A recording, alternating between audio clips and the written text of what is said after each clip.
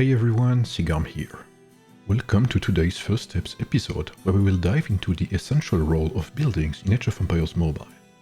Buildings are the backbone of your city, laying the foundation for your growth, military power and economy.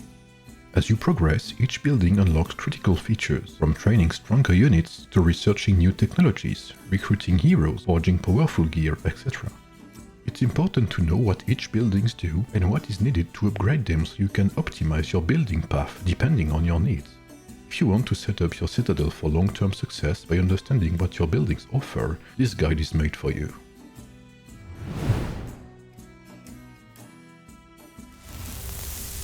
Let's first start by saying that you can access the Building tab and see every buildings in your city through this little icon right here at the bottom left of your screen.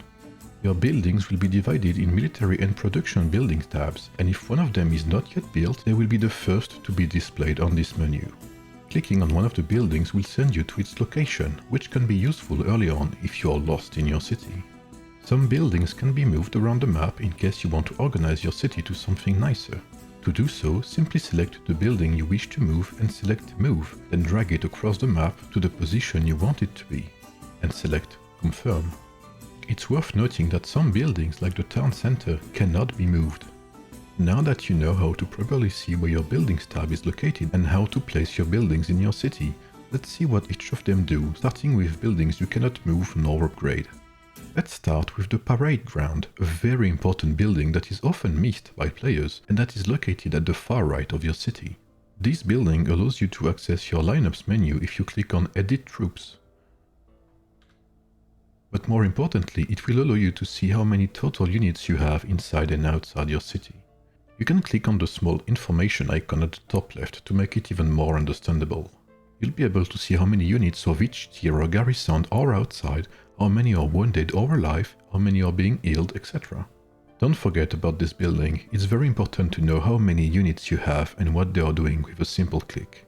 Close to this building is the Bulletin Board, a building that's only there to let you know what the developers are cooking. Through it, you have access to the latest announcements, updates, patch notes, tutorials, community events, etc. Close to your town center is the Monument, a building that holds no real use for now, but will still guide you towards the milestone menu if you select it. Not far from the Monument is the Chamber of Heroes, which doesn't do anything for now, but maybe indicates that a future feature will be accessible through it. In the same way, the castle, which is at the very top of your city, doesn't have a purpose for now, but if you're an Age of Empires 2 player like me, you can imagine that it could be linked to unique units if they are to be implemented at some point. You also have the dock, where you can simply fish daily for now in order to gather some food. Let's now talk about buildings we can actually upgrade. Your main building is the town center, as it is the heart of your citadel, the sign of its development. You should upgrade it whenever you can, as it will unlock tons of other buildings throughout its levels, like the hospital, the university, the embassy, the smithy, etc.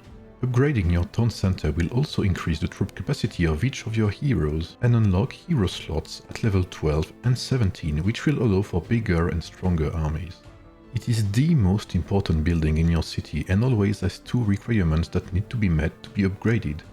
Your city walls must always be upgraded enough, as well as another building that changes depending on the town center level you are trying to reach, as the chart on screen shows. Your city walls benefits are pretty straightforward. Protect your city and resources from harm.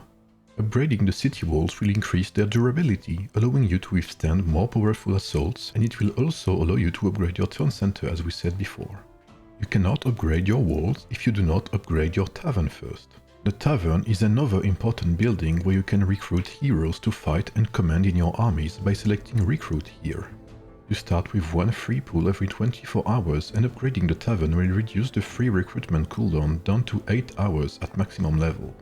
Upgrading this building will also increase the level cap of all heroes, which will be very useful on the battlefield. The university is a unique building where you can start researching technologies for powerful military and economic boosts by clicking on Research here. Upgrading the university unlocks more technologies and increases the overall research speed of your citadel, which makes it a very important building to keep as high level as possible. The technologies will probably be an episode on its own, so I'm not going to mention them today. To upgrade your university, you need to build and upgrade a house as a requirement. Houses are simple buildings that will increase your villager capacity, and your city can hold up to 4 of them within its walls. Upgrading houses allows for more villagers to be recruited within your city. If you haven't already, I encourage you to watch the episode 3 of my First Step series, where you can learn everything about the villager system. Your city has 4 different types of production buildings. The first ones are mills and farms. You can have up to 4 mills per city and up to 4 farms per maxed out mill, which makes it 16 farms in total. Mills are food production buildings that produce a passive amount of resources hourly, and upgrading them allows for more farms to be built and more resources to be passively produced. Mills are also a prerequisite for the Swordsmen barracks upgrades. Similarly, quarries, lumber camps and gold mines are production buildings that produce respectively a passive amount of stone, wood and gold hourly. Your city can have up to 4 of each of these buildings as you upgrade your town center. Quarries are a prerequisite for the stable upgrades. Lumber camps are a prerequisite for the pikemen barracks upgrades, and gold mines are a prerequisite for the archery range upgrades. The resources produced by your production buildings will be stored inside your warehouse, a building that protects a certain amount of resources and prevents any pillagers from looting them. Upgrading your warehouse simply increases the protection limit of all resources, and it is also a necessary step if you want to upgrade your market. The market is a unique building that acts as your trading center. You can exchange one type of resource for another by selecting trade. You can only exchange resources inside your city, since you cannot trade resources with other players, which makes it more like a resource conversion. It is also the place where the wandering merchant travels for business. She often appears after you finish training troops or upgrading a building, and she offers interesting trades, so look out for her. Select the store to see if she's in your city or not. When your town center is level 8, you will unlock another important building, the embassy. It is a unique building that allows you to assist your alliance teammates in building, researching or healing by tapping the help icon, which you can see here and here. You can benefit from their help too, and every assist given by your alliance teammates reduces the building and research time in your queues by 1%, which is extremely valuable. You can also welcome friendly reinforcements thanks to the embassy. Upgrading the embassy increases the number of assists you can receive and the reinforcement limit. When your town center is level 12, you will unlock the War Hall, a building that allows you to launch powerful rallies and where the daily looting capacity of your armies is registered.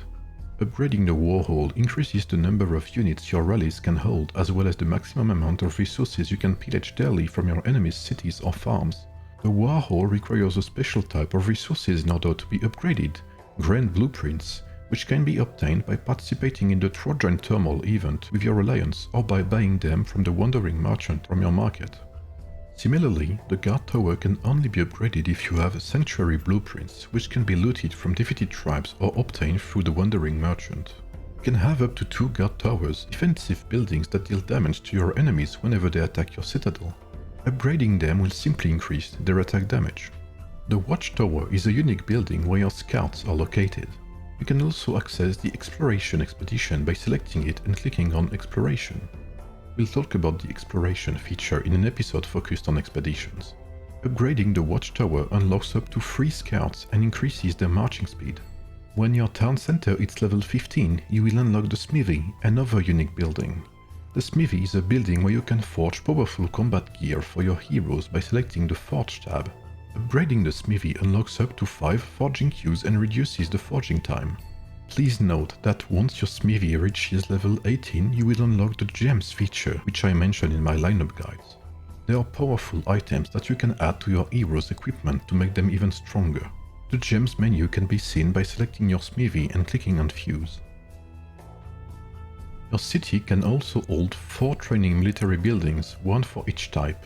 Swordsman barracks for swordsmen, pikemen barracks for pikemen, archery range for archers, and the stable for cavalry. These buildings are where you will recruit your units to build your armies.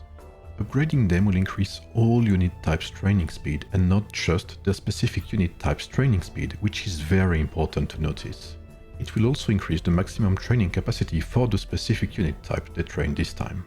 Finally, if the units you train are hurt in battle, you will be able to heal them in the hospital by selecting Heal. Note that at the top right of the healing menu, there is an option to auto-heal your units whenever they enter your city if you don't want to do it manually. Upgrading the hospital increases the number of wounded troops it can hold and its healing speed. making it an important building if you are engaged in a war. With this, all buildings are covered. For buildings holding a unique features, such as the Smithy with the gear system, I will make special episodes or guides in the future, but for now you should have a pretty good idea of what each building does, where to find them, and what you should expect when upgrading them. If this guide helped you out, you can leave a like and subscribe to the channel for more. As always, feel free to ask any questions in the comments below, and if you'd like to try Age of Empires Mobile, you can use my download link in the description. See you soon for the next First Steps episode. Bye everyone.